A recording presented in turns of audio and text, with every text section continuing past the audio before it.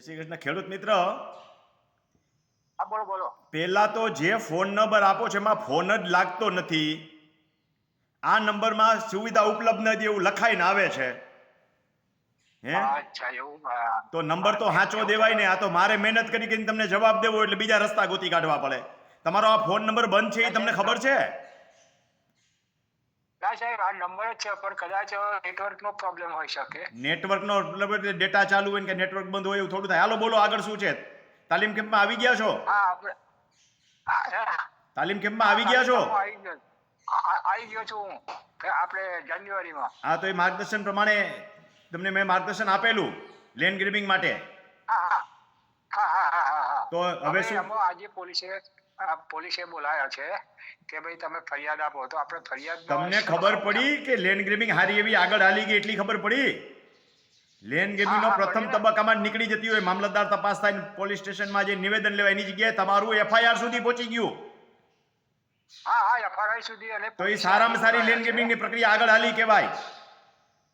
હા હા બરાબર. હવે એફઆઈઆર વ્યવસ્થિત નોંધાવો, સાથે ડોક્યુમેન્ટ અને પુરાવા રજૂ કરો. અને આ લોકો માર મારે છે, ધાક ધમકી કરે છે, મિલકતમાં પ્રવેશ કરવા દેતા નથી એવા નિવેદન નોંધાવો. 2 સાક્ષી લઈ જાઓ. બરાબર છે. અને એફઆઈઆર જોરદાર નોંધાવો. તમારી ગાડી ચકાચક આગળ હાલી કહેવાય. કોઈની લેન્ડ ગ્રેબિંગ એડવોકેટ રાખે ને, એડવોકેટ રાખે તો લેન્ડ ગ્રેબિંગ એફઆઈઆર સુધી નથી પહોંચતી. બરાબર છે. તમારી લેન્ડ ગ્રેબિંગની ફરિયાદ એફઆઈઆર સુધી પહોંચી ગઈ. હવે આપણામાં તેવડ હોવી જોઈએ વ્યવસ્થિત રીતે રજૂઆત કરવાની. કારણ કે લેન્ડ ગ્રેબિંગના કાયદામાં ચોખ્ખું લખેલું છે, ધાક ધમકી બળપ્રયોગથી મિલકત પચાવી પાડવા પ્રયત્ન કરેલો હોય આ બધું છે એમાં. એ નોંધાવો એફઆઈઆરમાં. બરાબર છે. સારું સારું સારું. સમજાઈ ગયું છે કાંઈ કે અધરોધર જાય છે? ના ના સમજાઈ ગયું. તો જોરદાર એફઆઈઆર નોંધાવો એટલે મિલકત ખાલી થાય. હવે તમે પૂછો છો કે પોલીસ વાળા મિલકત ખાલી કરી આપશે એવું પૂછો છો ને તમે? તો પોલીસ વાળાનું કામ નથી મિલકત ખાલી કરાવવા આપવાનું. મિલકતનું એનું કામ છે ને ઉપાડી લેવાનું. બરાબર છે. એટલે એફઆઈઆર નોંધાશે, પછી સમિતિ પાસે જશે અને સમિતિ જે ધરપકડ કરવા માટેની ફરિયાદ દાખલ કરીને ઉપાડવાનો હુકમ કરશે. બરાબર. એટલે ઈ જાશે મામાની ગીરે. સમજાય છે ને મામાની ગીરે એટલે?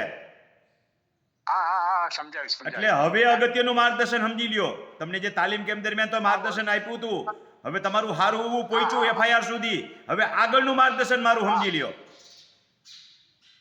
એફઆઈઆર નોંધાઈને થાય ને એટલે આપણે પકડ મુજે જોર આતા એ નથી કરવા. ઈ જેલમાં જાય નથી આપણને ફાયદો નથી. આપણને ફાયદો છે મિલકત છૂટી થાય એટલે જો એ તૈયાર થઈ જતો હોય તો તરત જ એને નોટરાઇઝ કરાવડાવો અને મિલકત તરત ખાલી કરાવડાવો. આપણે બદલાવૃત્તિ નથી રાખવી, મિલકત ખાલી કરવી છે. ના બદલાવૃત્તિ નથી રાખવી. એટલે તરત જ એફઆઈઆર થાય ને એટલે ઓલાને બહાર જઈને કહેવાનું, ગાલભાઈ હજી રસ્તો છે, જેલમાં ન જવું હોય અને દંડની રકમ ન ભરવી હોય તો મિલકત ખાલી કર અને લખ 300 ના સ્ટેમ્પ પેપર ઉપર. એમાં તમે ક્યાંય સહી ન કરતા. ઈ લખશે કે મેં ગેરકાયદેસર રીતે બાંધકામ કરેલું છે, આની અંદર જમીન પચાવી પાડી છે, એફઆઈઆર થાય છે તો હું આ મિલકત ખાલી કરી આપવા તૈયાર છું અને 5 દિવસની અંદર કે અઠવાડિયામાં હું મારા લબાચા લઈને નીકળી જઈશ. બને તો 2 દિવસ જ રાખો. બરાબર છે. અને લવાચા લઈને નીકળી જાય એટલે આપણે ફ્રેન્સિંગ વારી લ્યો. બરાબર છે. કાયદામાં જો કાયદામાં ગમે એ પ્રક્રિયાઓ હોય, જ્યારે ઊંટ પાડ નીચે આવે ને ત્યારે સવારી કરી લેવાની. ના બરાબર છે. સમજાય છે હું કહું છું એ બધું સમજાય છે? સમજાયું. ખૂબ સરસ. હાલો આગળ વધો. મિલકત તમારી છૂટી થાય એવી શુભેચ્છા. એફઆઈઆર સુધી પહોંચી ગયું એટલે ઘણું સારું કામ થયું. બરાબર. બોલો બીજું કઈ પૂછવું છે? ના ભાઈ આટલું પૂછવું હતું. ભલે આવજો. જુઓ ખેડૂત મિત્ર, એક વસ્તુ બરાબર સમજી લેજો કે લેન્ડ ગ્રેબિંગની પ્રક્રિયાઓ એફઆઈઆર સુધી પહોંચતી જ નથી. આ ભાઈ મારા માર્ગદર્શન નીચે આગળ વધેલા, તાલીમ કેમ્પમાં આવેલા, મેં એને માર્ગદર્શન સાવ અભણ ખેડૂત છે, વકીલ રાખ્યા નથી ક્યાંય. એફઆઈઆર સુધી પહોંચી ગયેલું બહુ અગત્યનું કહેવાય. એડવોકેટ રાખ્યા હોય જે ભાઈઓએ land grabbing lot of active કરી છે ને ખબર હશે કે એડવોકેટ રાખ્યા પછી એફઆઈઆર સુધી નથી પહોંચતું. આ તો એફઆઈઆર સુધી પહોંચી ગયું. હવે જો જણનારીમાં જોર ન હોય તો હુયાણી કાંઈ ન કરી શકે. એટલે હું અહીં બેઠો માર્ગદર્શન બધું આપું છું, પણ તમે જો એ પ્રક્રિયા ન કરી ગયો ને મિલકત છૂટી ન કરાવી ગયો, નસીબ તમારા. મિલકત છૂટી થવી જ જોઈએ. અને મેં કીધું એમ સમાધાનમાં આપણે સહી નથી કરવાની. ઈ લખી દે એ કોર્ટમાં, ત્યાં જે તે કોર્ટમાં, એટલે કે જ્યાં એફઆઈઆર નોંધાણી હોય પછી જે મામલતદાર હોય, ડેપ્યુટી કલેક્ટર હોય, એ કોર્ટ જ કહેવાય કલેક્ટરની, ત્યાં રજૂ કરી દેવાનું એસડીએમમાં.